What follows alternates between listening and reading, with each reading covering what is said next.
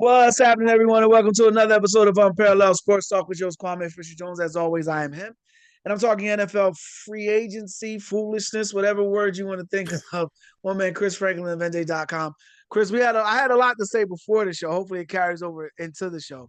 But yeah, I struggle with NFL free agency. NBA free agency is a little easier for me because I can, I kind of have a God's gift for that.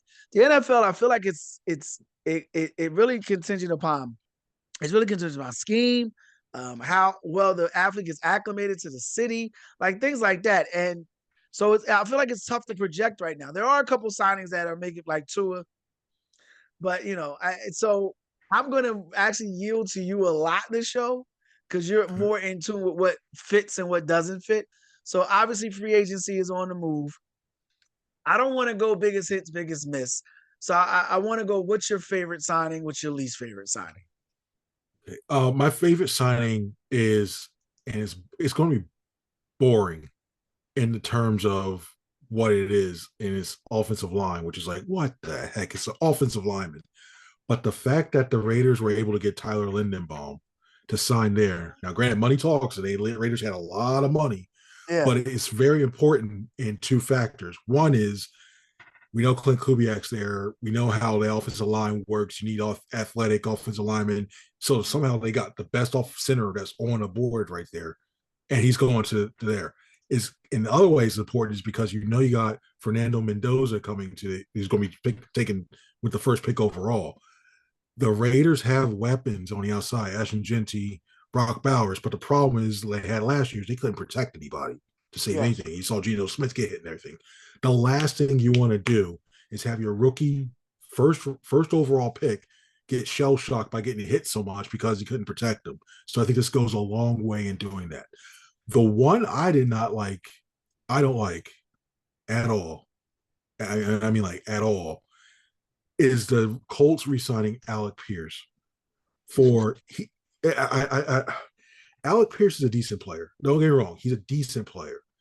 47 catches, 1,003 yards, and 6 touchdowns. Decent numbers. Yeah. They just made him the 10th high. He just received the 10th highest annual average value in the league. 10th. More than Devontae Smith. Like, I'm trying to figure out, he's making $29 million a year now. Alec Pierce is not worth that. And now when you look at the Colts, you lost Michael Pittman Jr. already. He signed elsewhere. You have him. You got to hope the person you have to draft somebody, a wide receiver. Everybody knows you have to draft a wide receiver coming up. So if people are going to know, you just kind of gave yourself, Chris Ballard kind of gave everybody the league a tell saying, well, there's a wide receiver on the board. They're trying to jump up. Oh, we know this guy's here.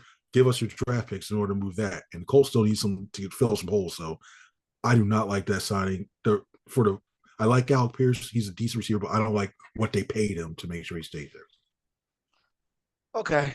Mine is, I don't want to say what I like, but the ones I took notice first was Reed Blankenship leaving Philadelphia and going to, I'm drawing a blank. I Houston had it Texans. written down. Yeah, going to the Texans. Texans rob another one of our defensive backs. He started for the Eagles, came out of nowhere, was an undrafted rookie, wound up starting for the next 4 years. I don't think it was a major hit for the Texans, but I think it's going to hurt Philly more than it's going to help Houston. So I don't think the Eagles have any backup plan at safety. So that was, but the big one that really kind of listen, the name Stefanski still makes my nipples hurt. Like if you're a Sixers fan, when you hear the name Stefanski, there is no worse general manager. And I don't want to say there's no worse, but he was probably one of the most worst. Ed Stefanski was probably the worst general managers I've seen in professional sports in a long time. He was a banker who, dumb luck, found a way to be part of the New Jersey Nets front office that went to back-to-back NBA finals. So somehow he became a basketball aficionado. He comes into Philadelphia. His first major free agent signing is Elton Brand. No problem with Elton Brand. I like Elton Brand. But then in the draft, he drafts Maurice Spates, essentially the same player. Essentially, like I'll never forget that. And as long and he was part of. He wasn't the major vocal part, but he was been around for a lot of the bad moves. The Andrew Bynum move, he was around for that. He was a part of that. That was extremely frustrating. You know, the Drew Holiday. So it just goes on and on and on. So anyway, he has a child. His child's name is Kevin Stefanski, also known as the head coach or the former head coach of the Cleveland Browns and now the coach of the Atlanta Falcons. Stefanski, I am blown away that he keeps getting keys to an organization. You know how many years he was the coach of the Browns? 6. 6 years. 6 years, brother. He was coach of the Cleveland Browns. I think they had 2 good seasons in the 6. So I hate to be the cliche line, but I can divide. That's 2 good seasons. You know what I mean? Every 3 years. But there's 1 good season every 3 years. So yeah, he goes to Atlanta. And Atlanta's already the team that's afraid to commit. You know what I mean? They're the bachelor that can't commit to the right girl. They go out and give $100 million, $90 million, or $80 million guaranteed to Kirk Cousins. Then an hour later, they draft Michael Penix Jr. So then they back up the truck, but give the parking spot to somebody else. So that's their quarterback. Then they turn around after 2 years of the Kirk Cousins experiment, and I believe Kirk Cousins was what he was supposed to be. He was a solid quarterback, didn't do anything bad. But they waived Kirk Cousins, restructured his deal, and eventually waived. So you think, okay, it's going to be Michael Penix's team. That Penix is who we're going to roll with. Penix is our quarterback, QB1 of the future. Then they signed Tua to a 1-year deal. You couldn't find a better backup than Tua on a 1-year deal? Like, you're bringing that into your locker room for what? For what? They ain't cool. They ain't brothers. They ain't friends. For what? And then you go back to Stefanski's, and I had to write this down because I couldn't find a good quarterback here. So Stefanski was a coach of Christian Ponder, Donovan McNabb, who went 1-5 under his tutelage, Christian Ponder again, Matt Castle, Cousins, Keenum, Brett Favre. Stop me when you see it. Stop me when you find a name that had success under him. Brett Favre finished out 5-8. The moral of the story is you got bad decision making and bad coaching. You're going to get bad results. And who's going to be the odd man out? It's going to be Penix. And I thought Stefanski had a good team. There's a good team in Atlanta. Why give the keys to a bad driver? And he's going to get lost because he gets lost every step of the way. So, yeah, that was that. And if you're Tua, it's like bad decisions about bad decisions. If you're Tua, I'm not taking that call. I'm not going. And maybe he didn't have another offer. So, you know what? I'm going to start a podcast until somebody gets hurt. I just cannot see the point in going to Atlanta if you're Tua. The quarterback whisperer there is awful. It's a team. It's an organization that has a failure to commit to a quarterback long term. I mean, they took Michael Vick when he came out of jail and recommitted to him. Like, dude, you talk about desperate. So yeah, it doesn't make any sense to me. So those are the 2 that caught my eye. What say you? I disagree because the only reason why is the way everything's laying out. Because I look at Tua and I'm kidding when I say this. Don't believe me when I say this. Don't hold me to this. Kevin Stefanski technically had 2 Pro Bowl quarterbacks last year.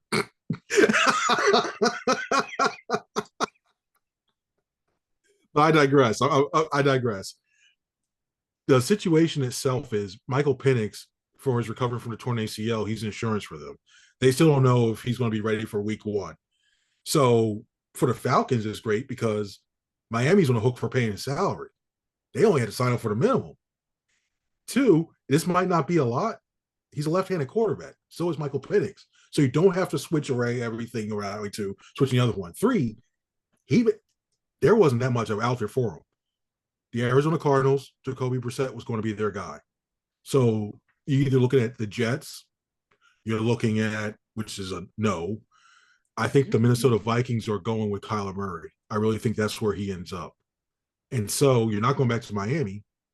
So the only spot that really you have left over is a spot that you have an actual shot to start at. And then if Penix does bomb, and when he comes back or he doesn't look the same, then you can always have a shot to finish out the season. You build up a resume tape, and then you put build tape up, and then you go to everybody else. So that's the only reason why I think that situation works well for him, at least in Atlanta. Yeah, all that sounds good, man. Look, he's a left-handed quarterback, so is Michael. It doesn't matter, man. They got a right-handed coach. Like this dude, it was a bad. It's a bad mix. It's a bad mix, and you're going to get bad results. And it didn't make sense. And if you needed a backup quarterback, you could have signed Kenny Pickett for all that. You know, you needed to stabilize. Ugh. I'm just saying, you needed to stabilize that room, and he didn't do it. You mentioned. I want to go. I want to go to another quarterback. You mentioned last week. You talked about Malik Willis. So Malik Willis winds up in a different location, and you were high on him. I was also high on him. I thought LaFleur had a lot of success with him, but obviously the Packers are a good organization and they realized that it was time to get another quarterback. I'm curious what Malik Willis is going to do. What are your opinions about it, where he landed? I think it works well because the offensive coordinator down there is very already familiar with him. Halfleys are already familiar with him, and they're going to let him at least give him a longer leash. It's not like he's going into a situation with coaches or the staff who's like, who the heck is this guy? We're not married to him. The fact that the Dolphins took on an NFL record $99 million cap hit, $99 million cap hit.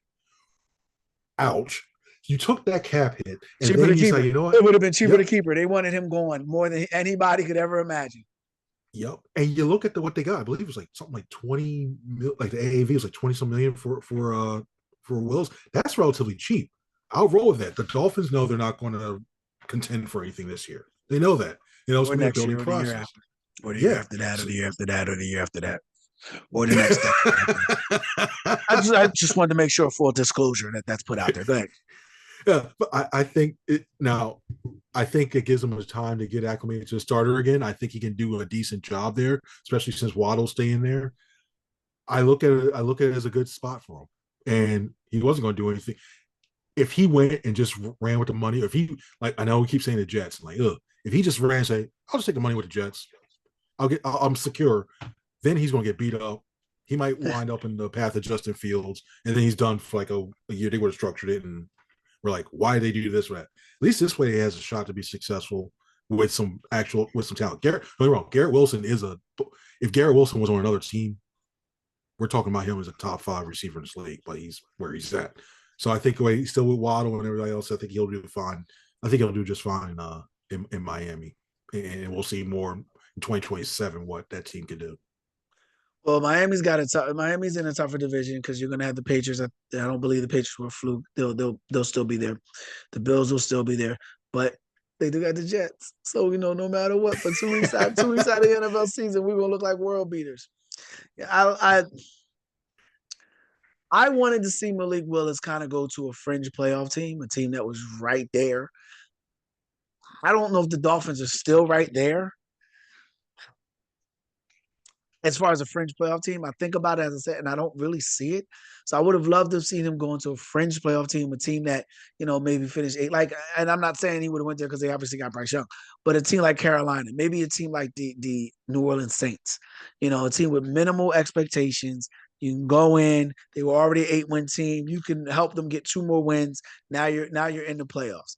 I don't think that's the case with the Dolphins. And the frustrating thing about it is he was in a better QB friendly system had he stayed one more year. And I know it sounds crazy, but had he gone one more year in Green Bay, he might have got a bigger deal. He might have been the top free agent quarterback coming out.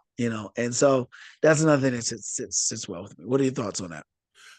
See, I think he actually they're sort of running Shanahan-esque system down there, so he'll be fine on there. And if he waited in Green Bay to 1 more year, you have to worry about all those young quarterbacks that are coming out in next year's draft class, like Arch Manning and Dante Moore coming out of Oregon. So some teams are going to like, why pay for Malik Willis when we can get one of these young guys that have more control and not have to pay him as much? So that's why I look at that like he had to do it, and he's in a great position. The only quarterback I personally had graded in this free agency class higher than him was Kyler Murray, and that's it. And that's Great saying segue. Great segue. What are you hearing about Kyler Murray, and where's he going to land? Well, although I know the Athletics, the Oakland Athletics, well, former local Athletics, Las Vegas Athletic, whatever you call them, they still want him to come back and play baseball. That ain't happening. So yeah, they I kid you not, the general manager says he always has a home here if he wants to. Why am I going to go to a dumpster fire team like that? Good for little Tank. Yeah, he's not going there. I seriously think he has a good relationship. He's spoken highly of Kevin O'Connell before. Kevin O'Connell spoken highly of him before, as well too. And JJ McCarthy needs some. I think JJ McCarthy needs some competition. And I think when you bring him, Yeah, Chris, looks like you froze on me a little bit. Yeah, I'm gonna hop in there. It's a great place for you to freeze because I don't think there's a shot of the Minnesota Vikings signing Kyler Murray. They have to be committed to JJ McCarthy. And not only that, you saw the success that Sam Darnold had in Seattle. So you said he needs competition. Bro, that burner's hot. It's hot already in Minnesota. His butt is burning already in Minnesota. So yeah, I definitely feel like it's not a situation where they'll be able to where he's not getting competition. He sees the writing on the wall. They've been successful every year. At this point in time, now it's time for them to get over the hump and at least make it to the Super Bowl, if not if not win one. So yeah, I definitely don't think he winds up in Minnesota with McCarthy as their future. Floor's yours.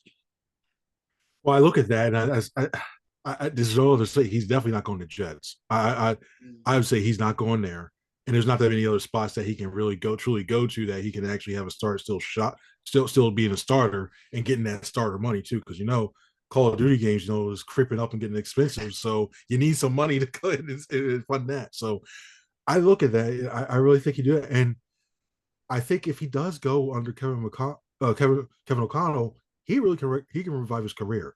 Because when you really look at Arizona's staff, they had Marvin Harrison Jr. was supposed to be the guy. Didn't happen. You put Kyler Murray. You put Kyler Murray.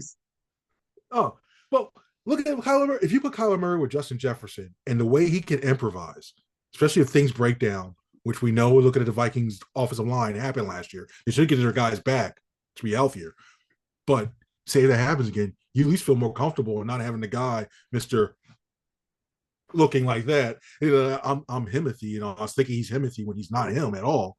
Thinking he's just in throwing the ball into danger left and right. So I think that you're looking at Murray as the guy. I think that's the best way, and especially if Kevin O'Connell wants to keep his job. I think he's going to be on the hot seat a bit. So what do you do with McCarthy then? Because it's the same situation you got in Atlanta.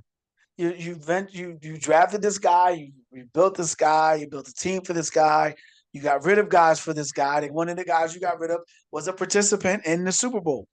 That you can't act like that didn't happen, brother. You just can't act like that didn't happen.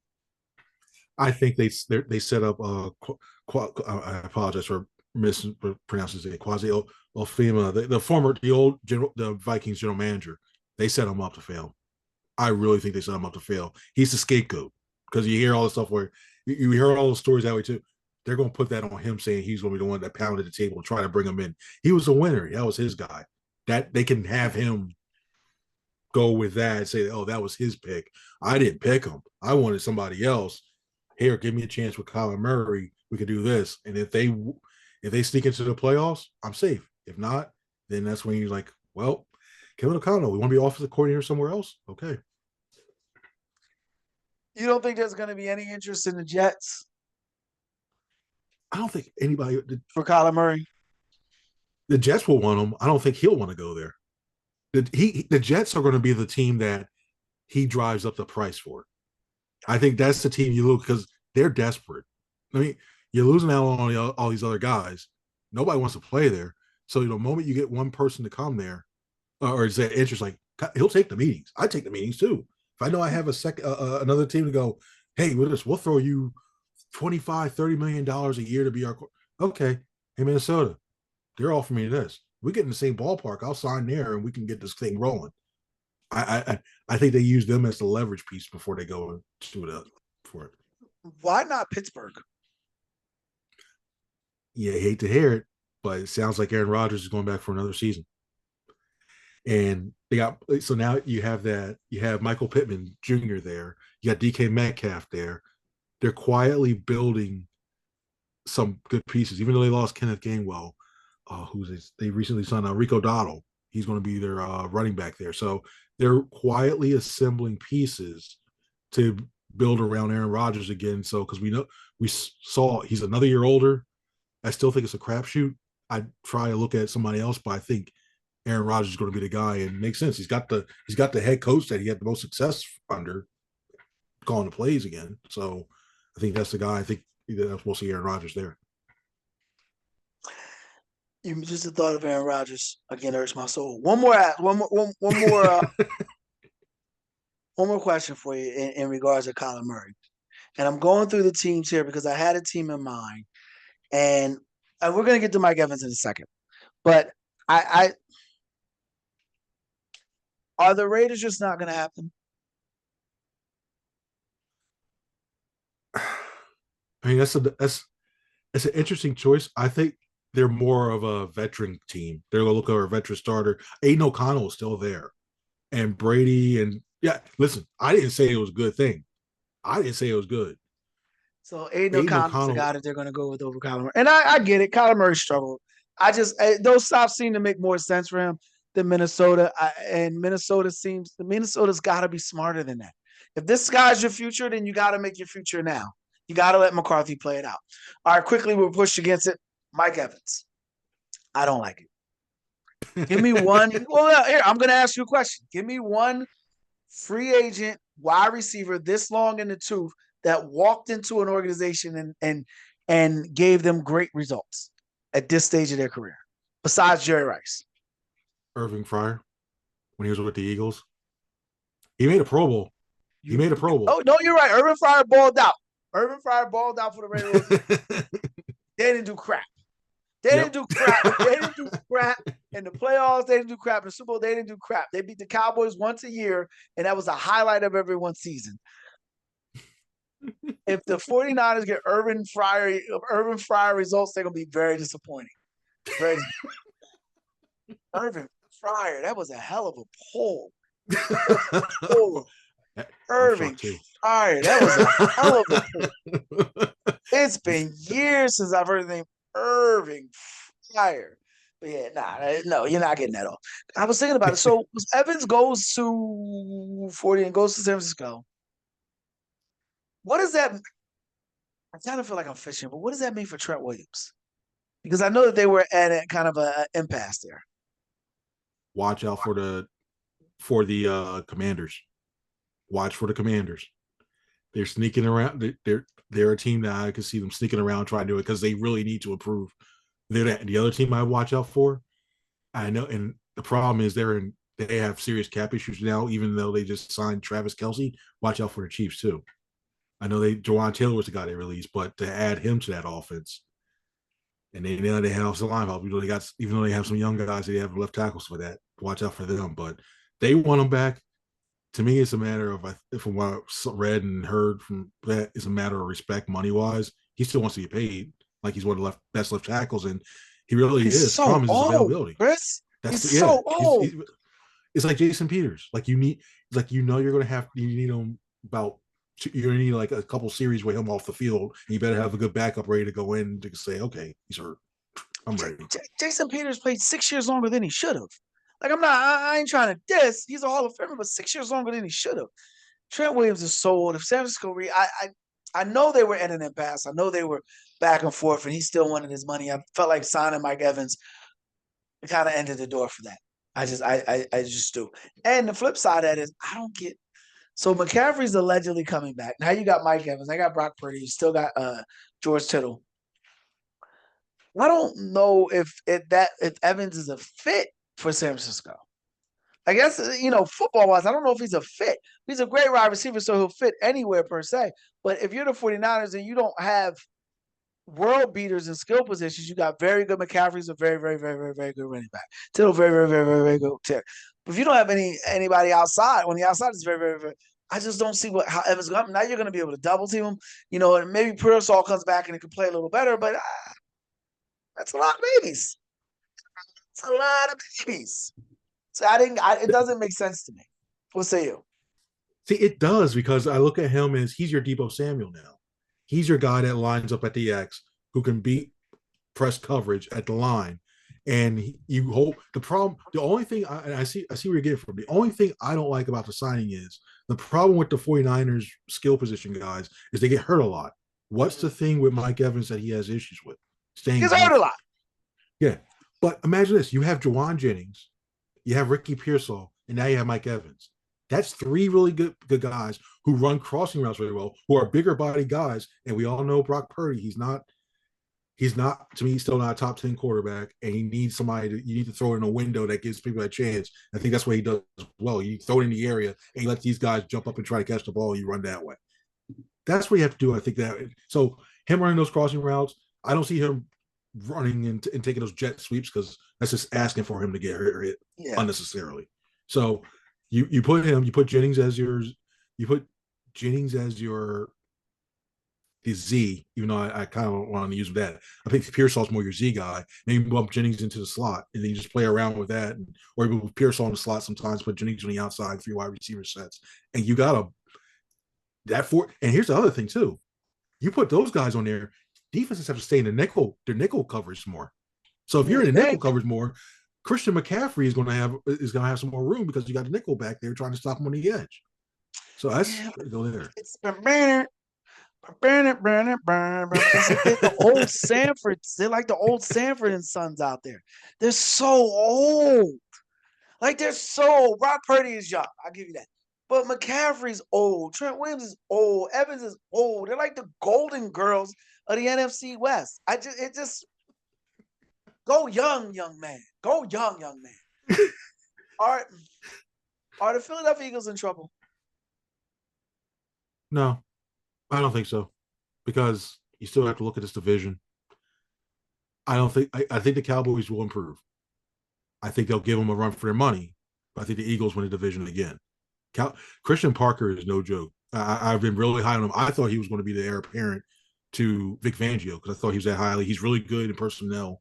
He was very instrumental in getting Patrick Surtain and developing him. Very instrumental in Quinyon Mitchell developing him. Cooper DeJean developing him. He does very well with that. I look at the fact that the thing I'm worried about the most, and we saw it happen with Jalen Phillips getting $30 million a year. My goodness, that they weren't going to pay that. And I understand that. I can't fault them for that. But now you're in the same situation as last year. You got to use a lot of 1-year contracts to help you find some guy. You can try trade for, I heard Grenard out of the Vikings. That's a guy that the Eagles reached out to the Vikings. They inquired about Grenard. I'm not big on those dome edge. I'm not big on those dome players because that's a fast track for them. That's just my opinion. Go ahead. Yeah, that's what they're looking at. So you're going in right now with Nolan Smith, Alex Hunt, probably Brandon Graham, but you can't rely on him too much because he's older. You don't want to make him the primary guy. And this team does well when they have 4 or 5 edge rushers. So I look at that one. It's pretty much the same plan as last year. Get your comp picks because that already right now, Eagles are in line to get a 3rd round pick in 2027 because of what Carolina gets. Like that's the only good thing you got. But the thing you saw was here's the thing you saw. Remember, I'm sorry, that got me. Oh, another pick, yeah. Remember what they gave up to get Jalen Phillips, right? 3rd round pick. They knew they were going to get. They knew they were going to get this comp one, so it frees up some stuff. So they'll trade. They can try to trade for somebody. They may have to free up some more room to do that to get somebody of note. But edge rusher's the one I'm worried about. Stop the pick. I want to see what they do, man. They got to land somebody. They got to get an edge rusher. They got to get somebody in the secondary. CJ Gardner-Johnson still out there. Just saying. Brisker. Just saying. I think they go Brisker before CJ Gardner-Johnson. Really? I like CJ Gardner-Johnson. Brisker's available, and I think they would rather go with him than a 3rd stint with CJ. And you're probably right. I just throw him out there because every time he gets here, we win. So I kind of feel like it's not an accident. Every time he shows up, we win. Quickly, I wanted to talk draft needs. We got roughly 5 minutes left for draft needs. When I look at the AFC Central and I look at draft and free agency needs, I think it stops and ends with what the Pittsburgh Steelers are going to do at quarterback. I said Kyler Murray. You looked at me like I owed you money. You know, Aaron Rodgers is supposed to be coming back. Pittsburgh made it to the playoffs last year. I just don't think that they would be smart to bring Rodgers back. They lost Mike Tomlin. Think they would be smart to just completely distance themselves from that team and adding a Kyler Murray. What say you? I think they're going to look at adding another in true Pittsburgh fashion thing. I think they add one more wide receiver, and I think they look at adding another defensive lineman as well too. Because as much as TJ Watt's getting younger, they still like to have extra guys that can rush the passer. They're getting younger. They also could use another safe. They can use a safety guy as well too. So really I don't think Patrick a while ago. Yeah, and they love I forgot the backup for the Steelers they drafted last year. I'm drawing a blank, Yeah, but but they that's love. okay. That's the thing about Steelers. They always draft well and they always develop well. So you want to keep that in mind when you talk about them getting receivers. Mhm. Wherever they draft, I don't even know what round Antonio Brown was picked in, but it wasn't the first or second, right? It wasn't the first or Yeah, second he was picked in. They develop, they get things going. But quarterback to me, you got to solidify your quarterback.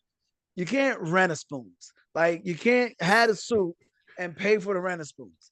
It all needs to come together. You need to make you need to get a quarterback. You get a quarterback, then you get the wide receiver. It feels like you're getting a wide, it feels like you're getting a soup and you need a spoon. So you're now trying to rent a spoon, i.e. rent a quarterback. You got the receivers, now you want to rent a quarterback. Just doesn't make sense there. And Malik Willis would have been a perfect fit there. Younger guy could have grown into the position.